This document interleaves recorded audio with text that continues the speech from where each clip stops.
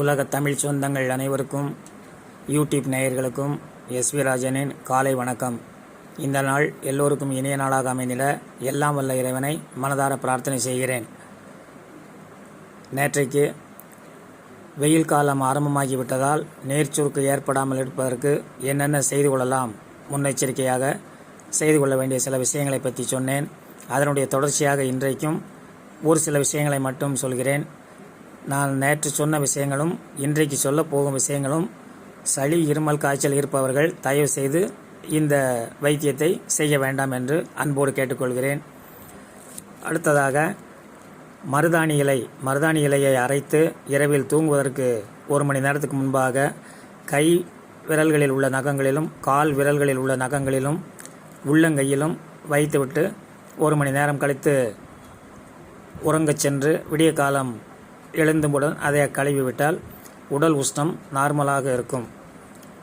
எலுமிச்சம்பழச்சாறு, உப்பு, தண்ணீர் சேர்த்து மதியம் ஒரு 11 மணி 12 மணி அளவில் 1 டம்ளர் எடுத்துக்கொள்ளலாம். ஆண்களாக இருந்தாலும் பெண்களாக இருந்தால் எடுத்துக்கொள்ளலாம். உப்பு பிடிக்காதவர்கள் சர்க்கரை சேர்த்து கொள்ளலாம்.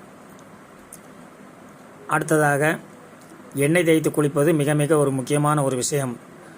ஆண்களாக இருந்தால் புதன்கிழமையும் சனிக்கிழமையும் அதிகாலையில் எழுந்து சுத்தமான நல்லெண்ணெய், செக்கில் ஆட்டிய எண்ணெய் வாங்கி அதில் இஞ்சி, வெள்ளைப்பூடு, மிளகாய் வத்தல், சீரகம் இவை எல்லாவற்றையும் போட்டு நன்காக காய்ச்சி சூடு ஆறிய பின் மிதமான சூட்டில் இருக்கும் பொழுது உச்சந்தலை முதல் உள்ளங்கால் வரை நன்கு தேய்த்து ஒரு 20 நிமிடம் ஊற வைத்து அதன் பிறகு சீயக்காய் போட்டு தேய்த்து மிதமான சூடு வெந்நீரில் குளிக்க வேண்டும். அந்த எண்ணெய் தேய்த்து குளிக்கும் போது மட்டும் சுடுநீரில் குளிக்க வேண்டும். மற்ற நாட்களில் நீங்கள் தண்ணீரில் குளித்துக் கொள்ளலாம்.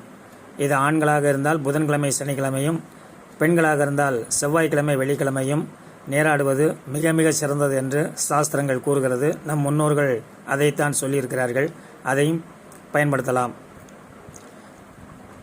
வாட்டர்மெலன் என்று சொல்லக்கூடிய தண்ணீர் பழம் ஒரு 4-5 துண்டுகள் எடுத்து சாப்பிடலாம். மாதுளம்பழம் முத்துக்கள் எடுத்து மென்று சாப்பிடலாம். இவையெல்லாம் உடலுக்கு குளிர்ச்சியை கொடுக்கக்கூடியது. கருப்பு முழு உளுந்தை வாங்கி இரவில் 1 டம்ளர் தண்ணீரில் 1 ஸ்பூன் கருப்பு உளுந்தை நன்றாக கழுவி விட்டு அதன் பிறகு தண்ணீரில் போட்டு மூடி வைத்து விட வேண்டும். அதிகாலையில் எழுந்தவுடன் பல் விளக்கிவிட்டு அந்த தண்ணீரை வடிகட்டி அதை குடிக்கலாம். அதுவும் உடல் உஷ்ணத்தை நார்மலுக்கு கொண்டு வரும். அதாவது உடல் உஷ்ணம் ஏற்கனவே இருக்கும், அதை அதிகப்படுத்தாமல் மிதமான உஷ்ணத்திலேயே இருக்க செய்யும். அதனால் என்ன நடக்கும் என்றால் நீர் சுருக்கு, நீர் கடுப்பு, நீர் எரிச்சல் இந்த மாதிரி சிறுநீரில் சம்பந்தப்பட்ட விஷயங்கள் வராமல் நம்மளை பாதுகாக்கும். வந்துவிட்டால் அது மிகவும் அது அனுபவித்தவர்களுக்கு மட்டும்தான் அந்த வலியும் வேதனையும் தெரியும். ஆகவே வருவதற்கு முன்பாகவே அதை நாம் சரி பண்ணி கொள்ள வேண்டிய விஷயங்களை பற்றி சொல்லியிருக்கிறேன். இது உங்களுக்கு நம்பிக்கை இருந்தால், பிடித்திருந்தால் நீங்கள் அதை செய்யலாம்.